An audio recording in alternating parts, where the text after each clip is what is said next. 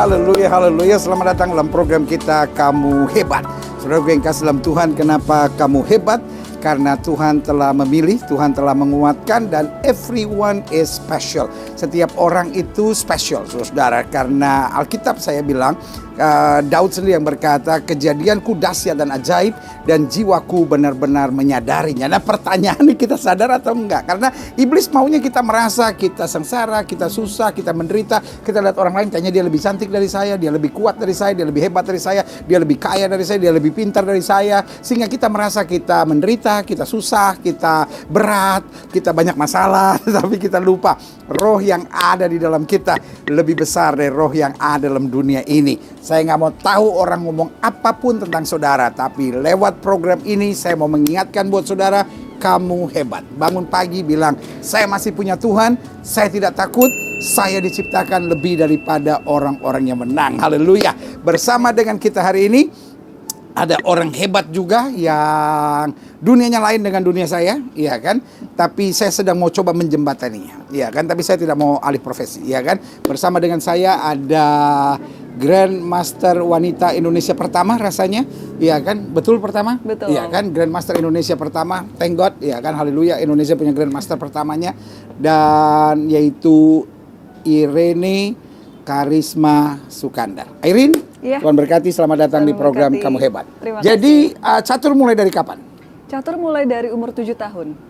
7 tahun. Iya, jadi kurang lebih sekitar tahun 99 atau 2000. Sudah masih main congklak, ini udah main catur umur 7 tahun. Jadi umur 7 tahun mulai main catur. Betul. Kenapa? Awalnya dikenalkan oleh papa, karena papa juga mantan atlet, walaupun bukan atlet catur. Jadi waktu itu Papa kayaknya main pingpong. Papa main pingpong, betul. Oh iya, tahu-taunya main pingpong. Ya. Jadi awalnya main pingpong dulu, dikenalkan oleh papa pingpong dulu dan beberapa cabang olahraga lainnya. Tapi kelihatannya nggak masuk pingpong.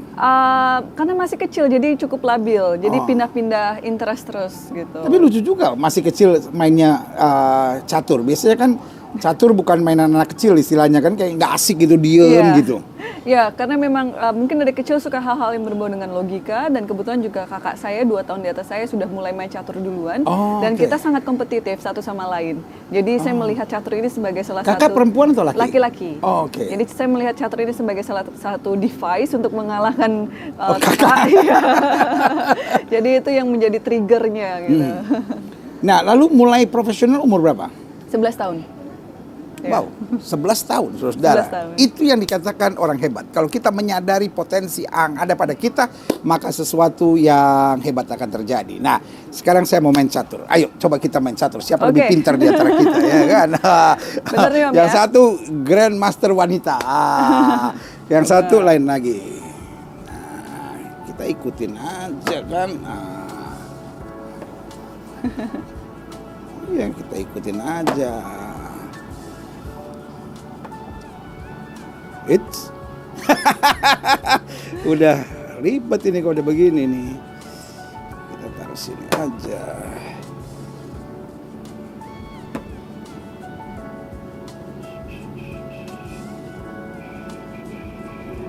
Kalau Om Gilbert dari dulu memang bisa main catur ya, Om ya? Sebetulnya kurang. Tapi lumayan. Nah, tuh kan. Udah masuk-masuk ke tempat-tempat yang nggak seharusnya dia berada. Kalau udah begini kan, Iya. Dia udah belum apa-apa udah skak ini. Udah nggak bisa jalan ya? Iya, Om. Kecuali kalau menterinya makan. Ini dimakan kan? Iya. Tapi sekarang habis dong. Menteri. Tuh. Tapi nggak apa-apa lah daripada mati, ya kan?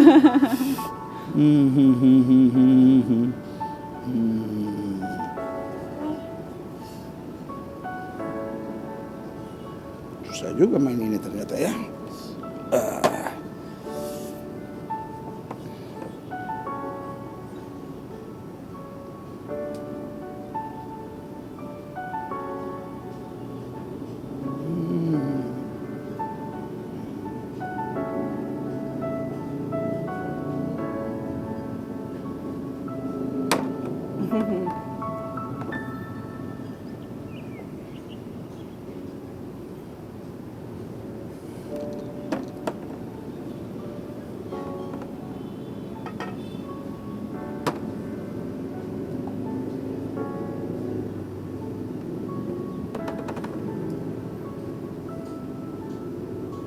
Mau dimakan ini nih, hati-hati Jay.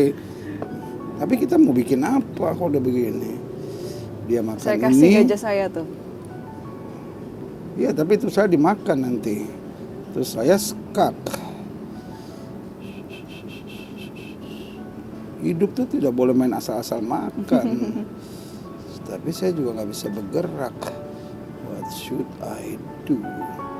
Mau makan kuda di situ, keburu dijaga. Memang susah ya.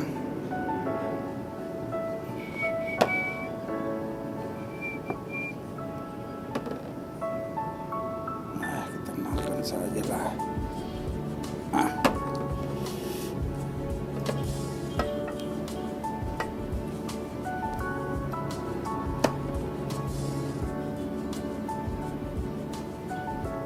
Menang nggak penting, Ji. Yang penting udah bikin. Menang masih jauh, tapi udah pernah bikin skak.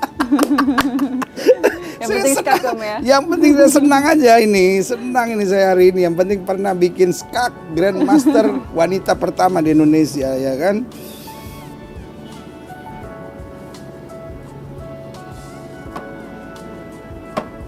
Boleh ini kan? Boleh, boleh.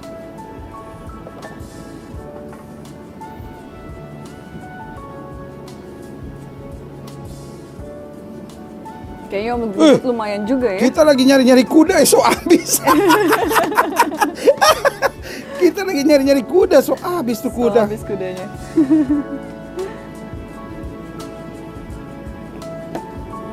Apa itu Om? Dikasih Om? Iya. Tuh kan, orang kalau panik begitu, J. Udah bener-bener tadi itu.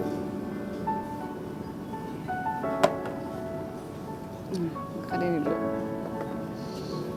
Wah, suka bikin gara-gara sih tuh, J. J.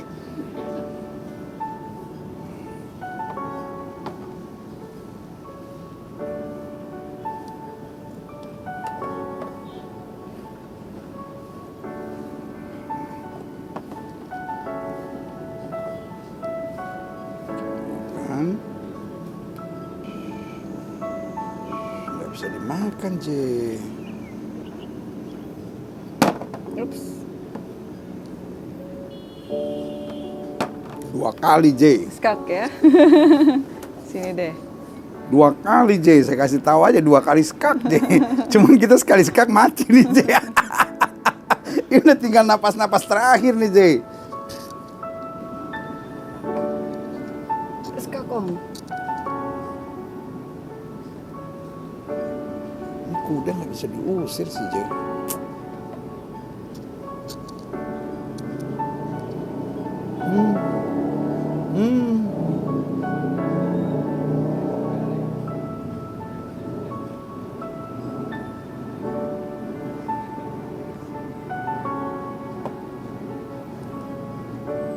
Skak mat Om. Wah, iya mati, J. Tuh kan apa tak bilang. Ya kan? Nah, itulah kehidupan, saudara.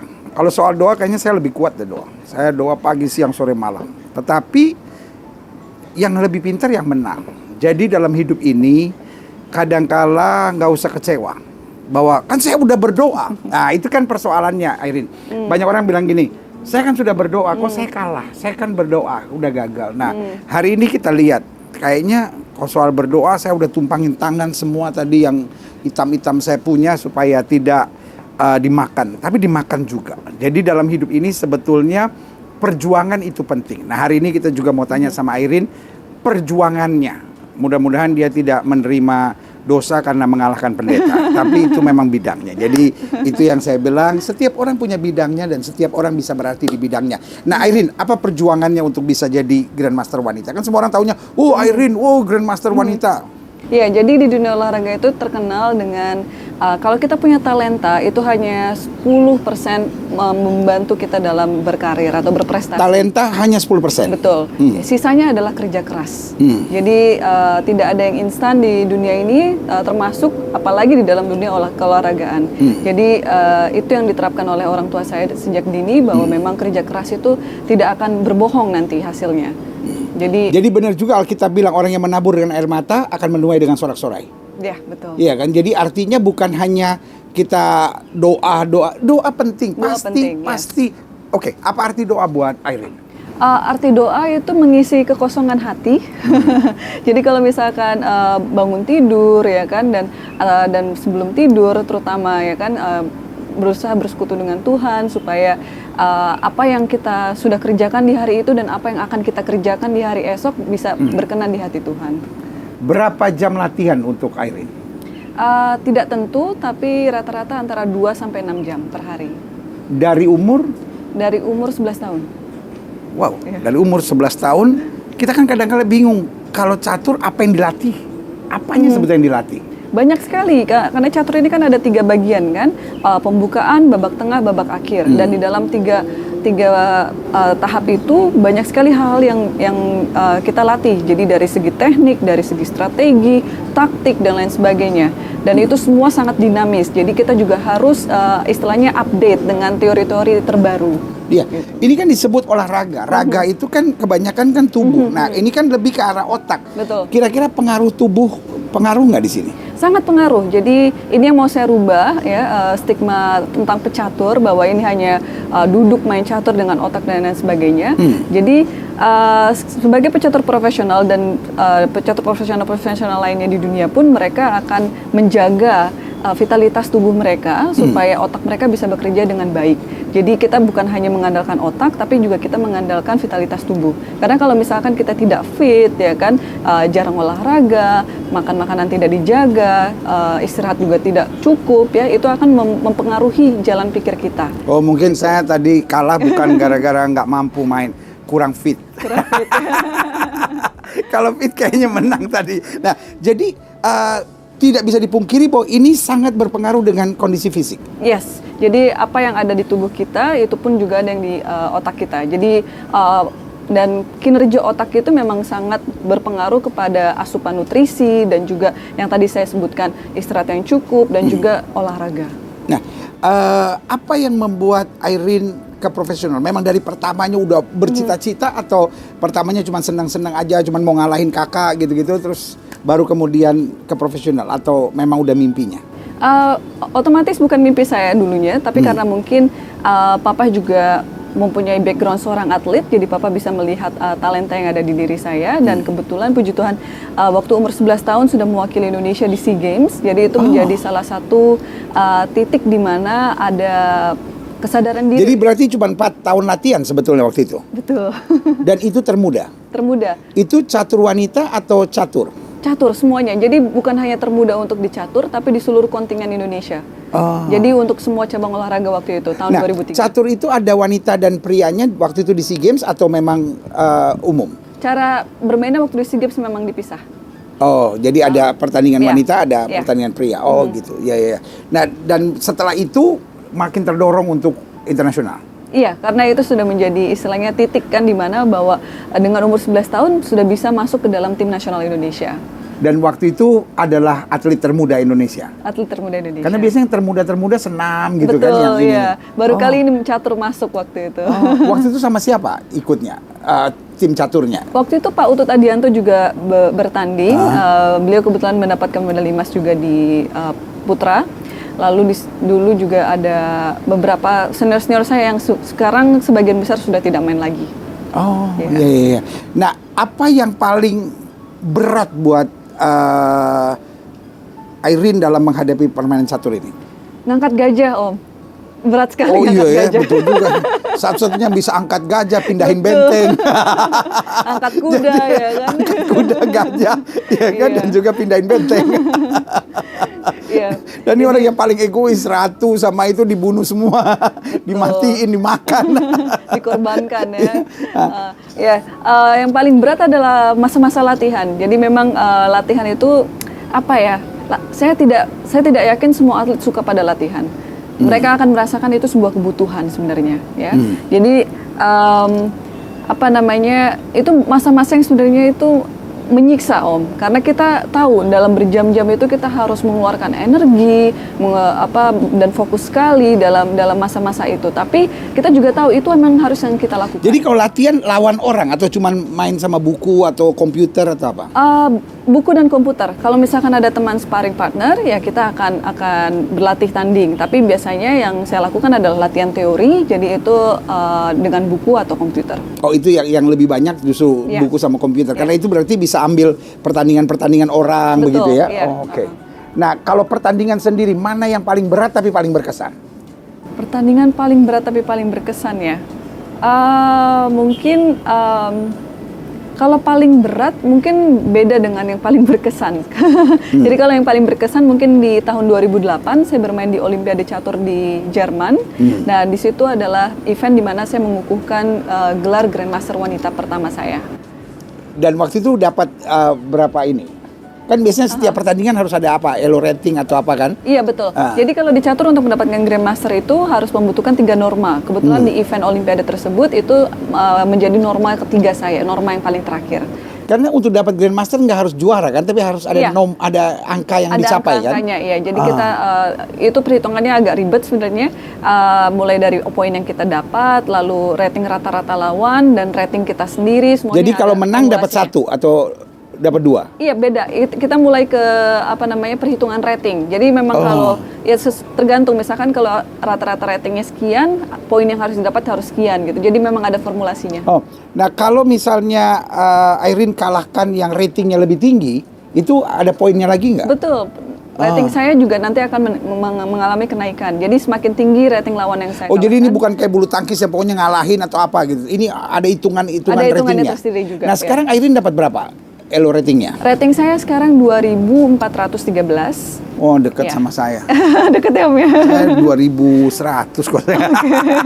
Jadi 2413 itu udah Grandmaster artinya? Untuk Grandmaster wanita. Dan setelah mendapatkan gelar Grandmaster wanita, saya langsung terjun ke percaturan pria. Nah, di sini saya mempunyai gelar International Master yang itu satu tingkat di bawah Grandmaster. Oh, jadi sekarang Irene lompat ke pria? Betul. Jadi lawannya pria?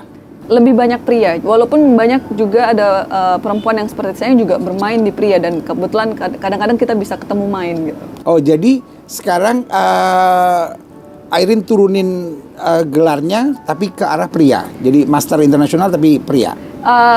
Untuk gelar tersebut, Master Internasional pria itu dinilai sebenarnya untuk di dunia catur lebih tinggi daripada Grandmaster wanita. Walaupun Grandmaster wanita itu gelar yang paling tinggi di perempuan, tapi untuk istilahnya bobotnya itu masih kalah dengan yang laki-laki. Itu kenapa saya men-challenge diri sendiri untuk bermain di pria untuk mendapatkan gelar Grandmaster pria. Wow. Itulah hidup. Hidup itu bukan cari aman tapi cari gara-gara, saudara, ya kan? Kalau mau cari aman sudah Grandmaster wanita and you are a woman, that's it. Tetapi kata Irene, enggak, saya mau berjuang lagi, saya mau kelihatannya lebih rendah, Master Internasional, tapi saya mau ambil yang pria. Tapi tidak mau jadi pria, tetap menjadi wanita, proud to be woman, ya kan? Tetapi tidak boleh kalah sama laki-laki. Wow, luar biasa, ya kan? Nah, jadi yang paling berat, yang paling berkesan itu waktu di Jerman ambil dapat Grandmaster wanita. Iya, karena itu sejarah Indonesia juga ya kan, Om, karena pertama kali perempuan Indonesia bisa mendapatkan gelar tersebut. Ya, wow. Thank God. Indonesia hebat, ya kan? Nah, kalau yang paling berat Kalau yang paling berat mungkin tahun 2014 itu saya bermain di Qatar Masters. Jadi di Qatar Masters itu semua pecatur top itu turun, hampir 20 besar top dunia itu turun, termasuk juara dunianya sendiri. Itu paling berat sekali, dan saya tidak mempunyai poin yang bagus juga di situ, tapi itu cukup berkesan karena di turnamen itu saya bisa istilahnya terjun langsung di event yang sama dengan juara dunia dan pemain-pemain top lainnya. Itu rambut rasa rontok semua itu. Betul, ya. Begitu pulang udah capek banget. Siapa musuh yang paling terkenal, yang paling berat yang dihadapin? Hou Yifan dari Cina. Hou Yifan ini adalah sekarang, bukan sekarang, dia sudah tidak menjadi juara dunia wanita lagi, tapi masih menjadi pecatur nomor 1 wanita sekarang ini. Oh, waktu dia juara dunia pernah Waktu dia berhadapan? juara dunia saya pernah main. Ya. Kalau Gilbert taunya tuh Anatoly Karpov sama Viktor Korchnoi. Itu di zaman itulah, Boris Spassky gitu. Iya, mereka sudah You know my pensiun. age, right? Iya. Jadi kalau sama pecatur cukup ngomong siapa yang lagi juara, itu udah tahu, wah di angkatan itu.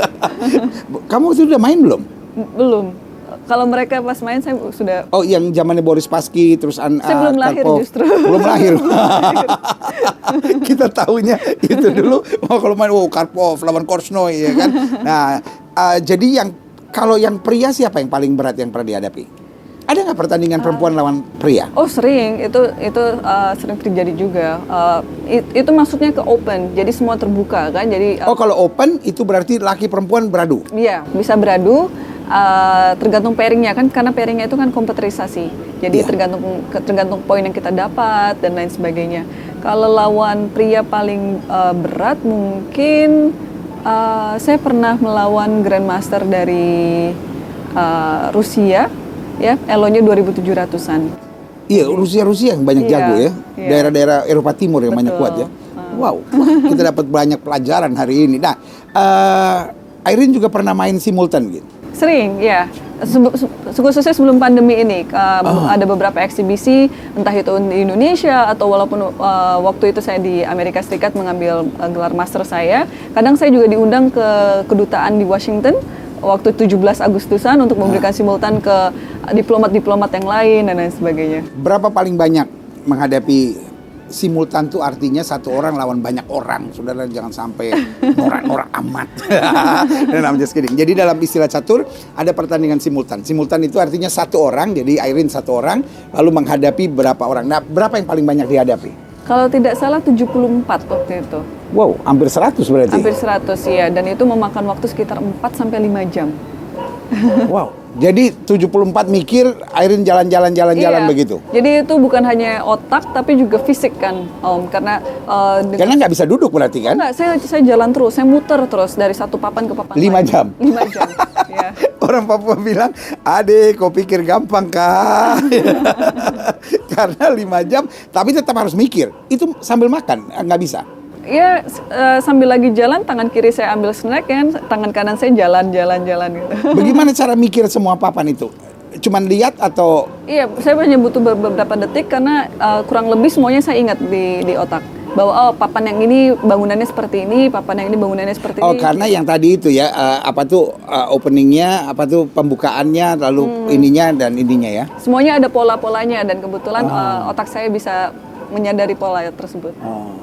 Jadi catur itu bukan hanya main, tapi ada polanya. Kalau yang tadi saya itu asal main, ketahuan ya kan. Tapi kalau tahu polanya, oh ini habis ini ada pembukaan, ini namanya. Dan ada nama-namanya kan. Betul, ada Mungkin cuma tahu ada pembukaan Sisilia apa Sisilia. itu kan. Nah, itu kita tahu dikit lah. Kita pendeta tahu dikit, tapi cuma dikit. Nah, apa mimpi kemudian? Mimpi kemudian perealisasian mimpi saya untuk menjadi Grandmaster di pria. Untuk saat ini saya sudah mempunyai satu norma di mana dibutuhkan 3 norma dan ada penambahan elo rating juga yang diperlukan untuk sampai ke 2.500. Sekarang kan saya masih 2413. Ya kan? Tapi sudah nggak jauh lagi dong untuk mencapai 2.500. Tidak jauh lagi tapi tidak mudah juga. Dan terlebih selama pandemi ini kan otomatis kita tidak bermain untuk mendapatkan gelar. Karena untuk mendapatkan gelar itu kita harus bermain di atas papan, bukan online. Oh, gelar itu harus papan? Gelar itu harus di papan, harus face to face. Dan sekarang pertandingan banyak nggak? Pertandingan banyak, tapi semuanya online karena masa pandemi seperti ini. Dan itu nggak berpengaruh ke elo rating? Tidak. Tapi yang pertandingan papan? Tapi sebetulnya kan ini bisa jauh-jauh juga bisa kan sebetulnya kan? Iya, dan itu banyak requirement-nya ya kan. Salah satunya adalah kita harus bermain minimum dengan 3 pemain asing ya kan. Jadi nggak bisa kita semua pemain Indonesia kumpul untuk main untuk mendapatkan gelar itu kan. Meskipun mereka adalah Grandmaster. Iya, tidak bisa. Indonesia punya berapa Grandmaster sekarang? Indonesia punya 8, 4 sudah meninggal, 4 masih eksis. 4, tapi kan kayak Pak Utut mungkin masih main nggak? Pak Utut, khusus Pak Utut sudah tidak main lagi. Walaupun GM kan? Walaupun GM. Jadi itu nggak turun dia punya? Tidak. Jadi kalau gelar-gelar di catur itu gelar abadi. Jadi sampai terakhir pun itu bisa menjadi gelar kita. Walaupun sudah nggak main lagi. Walaupun sudah nggak main lagi. Nah, kalau Irene tetap masih aktif untuk bermain. Sangat aktif ya. Oh. Nah, kalau wanita sekarang di Indonesia yang Grandmaster pun belum ada. Ada 2, saya dan satu lagi namanya Medina. Beberapa tahun belakangan dia menjadi Grandmaster juga. Jadi untuk sementara baru 2 yang wanitanya. Nah, kalau pertandingan begitu atas biaya sendiri atau atas dukungan pemerintah? Campuran, ada yang biaya sendiri, ada yang dukungan pemerintah. Kalau misalkan event-event resmi seperti Olimpiade, Asian Games, SEA Games, seperti itu pasti pemerintah. Tapi memang kita nggak bisa nunggu bola terus kan Om. Saya juga mempunyai banyak program-program berlatih yang mesti saya biayai sendiri ya kan. Jadi ya untuk itu campuran lah antara saya dan pemerintah. Iya. Nah, pertandingan online sama pertandingan papan begini ada bedanya nggak? Oh, sangat beda sekali ya, sangat beda sekali.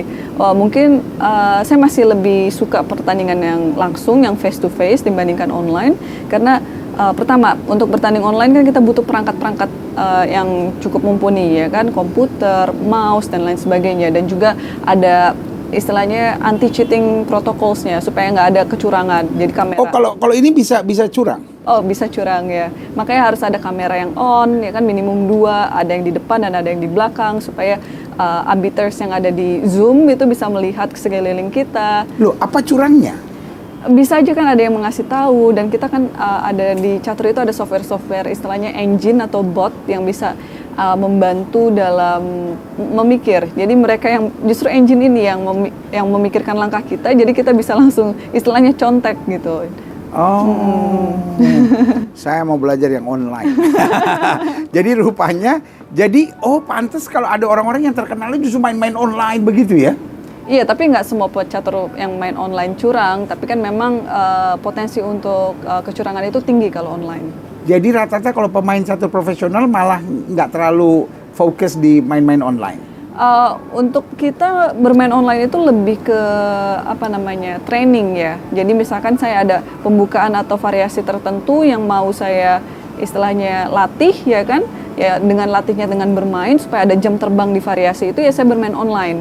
Jadi bukan mau cari menang tapi betul-betul, karena kalau mau cari menang ya begitu ya. Tapi memang betul-betul untuk melatih diri. Betul ya. Yes, jadi kita belajar bahwa main online itu ada 2 model. Ada orang-orang yang memang mau mendisiplinkan dirinya, mau belajar, tapi ada orang yang mau cari menang. Nah, kalau cari menang biasanya ilmunya ilmu kaca kadut katanya. ilmu masuk ke sana kemari. Nah, Irene hari-hari ini mungkin lebih terkenal gara-gara ada urusan sama apa itu Dewa Kipas. Dewa Kipas, iya kan? Nah, kalau Dewa Kipas bukan pemain catur. Beliau itu kan saya mengacu ke akun ya, di mana di dalam akun tersebut saya tidak tahu siapa pemain di belakangnya. Ya kan? Jadi memang yang semua ini terjadi, memang saya mempertanyakan kredibilitas akun Dewa Kipas tersebut ya. Kalau misalkan ada satu individu yang mengaku bahwa itu akunnya ya kan, ini kan semua terjadi karena komunitas violasi. catur nggak besar-besar amat, istilahnya dong-deng-dong lah, tahu-tahu sama-sama tahu kan. Betul, iya. Berapa banyak sih pecatur Indonesia? Nggak lebih dari 1000 kan istilahnya kalau yang jago kan gitu. Mungkin ya 1000, 2000 lah gitu kan. Istilahnya semua kenal Irene kenal semua gitu kan. Kurang lebih. Nah, terus waktu tahu orangnya dia memang pemain catur.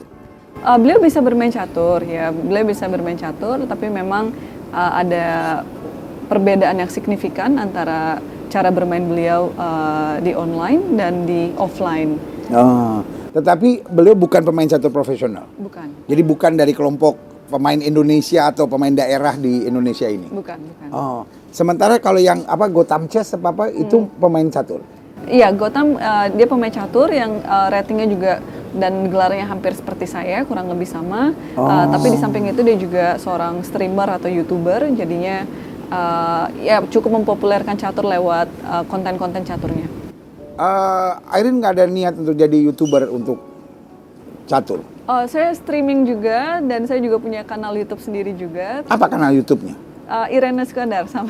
Saudara-saudara yang mau belajar catur, yang mau ngerti lebih banyak, ya kan, berdoa bagus, pelayanan bagus, tapi kalau memang siapa tahu karunia saudara main catur, ya kan saudara bisa buka kanal YouTube dari Irene Sukandar, ya kan, dan saudara bisa ikuti. Siapa tahu saudara juga, apalagi saudara-saudara yang masih umur 7, 8, 9 tahun atau yang anak sudah masih seperti itu, ya kan. Irene mulai dari umur 7 tahun, ya kan. Jadi jangan pernah bilang saya masih terlalu kecil, jangan pernah bilang saya masih terlalu muda, anak saya masih terlalu kecil. Kalau memang itu karunianya, dorong saja, ya kan. Karena seperti Irene, ayahnya justru malahnya main pingpong, saudara, tetapi menemukan bakat pada diri anaknya justru dengan catur. Dan mulainya sederhana, cuman pengen ngalahin kakaknya, ya kan. Tetapi kemudian berapa tahun kemudian akhirnya jadi main di SEA Games. Gara-gara main di SEA Games akhirnya terdorong dan hari ini jadi Grandmaster wanita, ya kan. Nah, saudara gue yang kasih dalam Tuhan, saya pikir bagus saudara yang niat-niat untuk bermain catur atau bingung anak saudara mau diarahkan kemana, bisa buka-buka Irene Sukandar, ya kan, dan bisa dapat banyak hal di sana. Haleluya. Nah, Irene, kedepannya kamu rindu sekali untuk menjadi Grandmaster di Elo Rating pria. Ya. Nah, kita doakan supaya semua luar biasa, kamu dipakai Tuhan. Dan apa yang kamu buat selama ini untuk mencapai ke sana? Yang jelas terus kerja keras, terus latihan dan berdoa. Jadi hari ini kamu belajar ya, walaupun cuma doa nggak bisa nolong. Iya. Karena Om Gilbert udah doa tadi malam sampai pagi tadi, mudah-mudahan menang. Oh, kalau menang kan, wah dunia. Tapi ternyata ada hal-hal tertentu, sorry to say, prayer can change. Doa nggak bisa rubah, ya kan? Ada hal-hal tertentu yang doa bisa menolong, ya kan? Tetapi bukan berarti mujizat tidak terjadi. Tetapi mujizat tidak terjadi untuk hal-hal yang kita tidak mau berjuang, saudara, ya kan? Jadi hari ini Irene bilang di samping berdoa, apa yang Irene siap kerjakan untuk mencapai itu? Yang jelas terus kerja keras, ya, terus latihan karena selalu saya yakin tidak ada yang bisa diraih tanpa kerja keras, dan di samping itu terus bertumpu pada Tuhan karena memang walaupun saya sudah kerja keras, tetap saya nggak bisa meninggalkan Tuhan karena Tuhanlah yang menentukan segalanya. Saya senang dengan istilah Irene yang bilang waktu Om Gilbert tanya apa arti doa untuk mengisi kekosongan hati, karena salah satu persoalan dari orang-orang yang berjuang ada masanya, apalagi udah berjuang tiba-tiba kalah, apalagi berjuang tiba-tiba menurut kita nih bakal sampai nih tiba-tiba enggak. Dan di saat itu biasanya kita down. Bagaimana menurut Irene? Itu terjadi cukup sering pada saya pastinya, karena untuk menjadi seorang juara kan kita harus banyak sekali kekalahan yang perlu dialami. Nggak ada juara tanpa kekalahan. Betul. Itu pelajaran yang sangat luar biasa. Never thought of that. Tidak ada juara tanpa kekalahan. Setiap juara dia harus menghadapi kekalahan, tapi dia can get over it. Dia bisa kalahkan kekalahannya dia. Wah, luar biasa. Terus ini seru nih. Ya, satu yang saya taruh di dalam hati, ya, apapun itu kejadian itu, jangan sampai menghujat Tuhan. Jadi Tuhan mengizinkan ini terjadi karena saya mau naik kelas. Selalu seperti itu. Jadi istilahnya kalau di olahraga lain, ya kan, kalau kita main basket, ya kan, kita mau masukkan bola kering. Kita kan agak nunduk dulu kan, Om. Ya, begitu supaya kita bisa nunduk, loncat lebih tinggi. Kalau kita startnya di berdiri biasa, loncat kita nggak akan lebih tinggi. Nah, itulah saya berpikir di mana momen-momen Tuhan menguji saya, itulah momen saya mau lebih tinggi lagi. Iya. Nah, biasanya orang-orang kalau udah sampai pada titik olahraga tertentu, dia pikir, is there any miracle can happen? Bisakah mujizat terjadi? Ya kan, karena ujung-ujungnya kerja keras. Nah, apa buat Irene tentang mujizat? Mujizat itu sering terjadi, terutama di dalam karir catur saya, di mana saya pikir nggak akan terjadi, tapi ternyata Tuhan mengizinkan untuk terjadi. Tapi kebanyakan hal-hal tersebut terjadi di saat saya memang benar-benar sudah kerja keras, benar-benar sudah menyerahkan diri kepada Tuhan. Jadi Tuhan kadang-kadang memberi sinyal kepada saya, bahwa akan juara di turnamen tersebut. Yang awalnya saya pikir, Tuhan, ini turnamen yang cukup sulit untuk menjadi juara, tapi ternyata Tuhan izinkan itu terjadi. Mujizat apa yang paling nyata yang pernah dialami oleh Irene? Mujizat yang paling nyata mungkin waktu saya menjadi juara Asia pertama kali. Jadi juara Asia pertama kali, di mana di babak terakhir itu ada 3 orang yang memimpin, Om. Saya dan satu dari India, satu dari Cina. Nah, kebetulan siapa yang menang, ya kan? Kalau kalau yang dari India ini menang, dia yang jadi juara. Tapi kebetulan di partai yang terakhir itu, saya bertemu dengan temannya yang juga dari India, yang memberi saya satu benteng bulat. Jadi intinya saya menang mudah, dan itu membuat temannya ini upset, ya, kecewa. Dan akhirnya saya menjadi juara. Tapi di malam sebelumnya saya diberi mimpi oleh Tuhan bahwa saya menjadi juara. Jadi otomatis mimpi tersebut jadi bikin kamu main di papan tuh kayak pemberani banget gitu. Sebenarnya sih deg-degan Om, ya, kan deg-degan. Karena Tuhan kok ngasih istilahnya penglihatan ini. Dari Tuhan apa iya, bukan? itu yang saya pertanyakan kan. Ini dari Tuhan atau cuma halusinasi saya saja? Ya gara-gara stres jadi halu. Iya, betul. Itu kan cukup momen-momen yang sangat stres sekali. Babak-babak terakhir itu penentuan juara, ya kan. Tapi kebetulan memang itulah yang memang Tuhan berikan. Akhirnya tahun berapa itu? 2012. Itu juara Asia. Juara pertama Asia. kali Irene juara Asia. Iya. Dan untuk pertama kali untuk wanita Indonesia juga untuk juara Asia. Dan Indonesia untuk pertama kali juara Iya. Asia. Wow. Saudara yang kasih dalam Tuhan, miracle do happen. Tetapi bukan di time schedule kita, bukan di cara berpikir kita, tetapi di cara berpikir Tuhan. Dan seperti Irene tadi bilang, kayak Tuhan sedang mau kasih my daughter, gitu, anakku, aku mau kamu menang ya di kejuaraan ini. Udah, kamu gak usah khawatir. Tapi kita masih kadang-kadang mikir, ini dari Tuhan apa bukan gitu ya. Jadi God knows everything. Jadi Tuhan bukan nentuin segala sesuatu berdasarkan maunya. Dia lihat perjuangan kita, dia lihat air mata kita, dia lihat kesetiaan kita. Karena itu mujizat bukan meniadakan kerja keras, dan kerja keras bukan berarti meniadakan mujizat. Dalam kerja keras percayalah masih ada mujizat. Dalam mujizat ingatlah bahwa kita tetap harus kerja keras. Wow, percakapan yang sangat indah bersama dengan Grandmaster wanita Irene Karisma Sukandar. Irene, mungkin ada sesuatu yang mau disampaikan kepada pemirsa atau jemaat sekalian, silahkan. Iya, saya hanya ingin berpesan terutama kepada teman-teman yang muda, ya, untuk terus bekerja keras, terus istilahnya mengidentifikasi kita ini bagus di bidang apa, dan jangan menyerah. Setiap orang pasti ada karunianya. Betul, jangan menyerah, ya kan, dan apapun yang Tuhan ujikan kepada kita, jangan menghujat Tuhan. Percayalah bahwa setelah ujian itu kita akan naik kelas.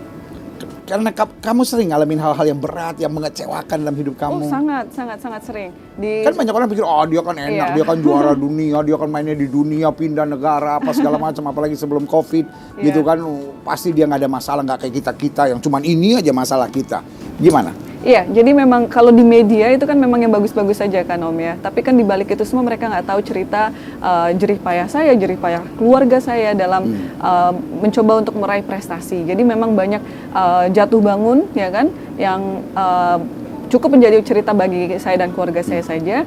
Tapi intinya perjalanan untuk menjadi seorang juara itu tidak semulus yang dibayangkan. Ini perlu sekali ketekunan dan konsistensi supaya tetap semangat, tetap motivasi. Jadi air mata itu pasti udah sering tumpah. Pasti udah sering. Bukan tumpah lagi, udah cecer kata orang Manado bilang gitu ya. Betul. Dan gagal kalah udah hal yang biasa. Sudah biasa. Tapi jangan menyerah. Betul. Wow. Saudara yang kasih dalam Tuhan, hari ini kita belajar hal yang banyak dalam program Kamu Hebat ini. Dan jangan lupa, saudara-saudara yang mau banyak belajar tentang catur bisa buka channel YouTube dari Irene Sukandar, saudara-saudara, ya kan. Dan juga jangan lupa doakan karena Indonesia punya satu Grandmaster wanita salah satunya yang sedang berjuang untuk mendapat Grandmaster pria, saudara-saudara. Jadi bantu dalam doa saudara. Amin. Dan dia akan berjuang dengan doa-doa kita sekalian. Tetapi sekaligus ada banyak pelajaran-pelajaran istimewa yang kita dapat hari ini. Dan satu yang saya garis bawahi, doa itu membantu kita dalam kekosongan jiwa kita. Lalu juga diajarkan kepada kita bahwa kekalahan itu bagian biasa dalam kehidupan. Kekalahan gak harus membuat kita stres, ya kan? Itu sama seperti orang main basket, nunduk dulu supaya bisa lompatnya lebih tinggi lagi.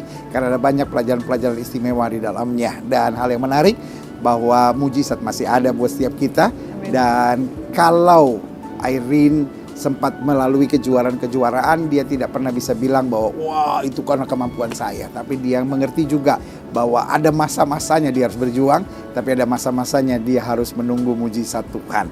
Mujizat bukan berarti kita tidak kerja keras bukan berarti kita tidak percaya mujizat. kita masih punya Tuhan, dan bersama Tuhan kita cakap menanggung segala perkara. Temukan identitas dalam diri saudara, maka hal-hal yang luar biasa akan berlaku buat kita. Saya Gilbert Kumoindo bersama dengan Irene Karisma Sukandar mengingatkan buat setiap saudara sekalian, kamu hebat. Sampai berjumpa program berikut. Ya.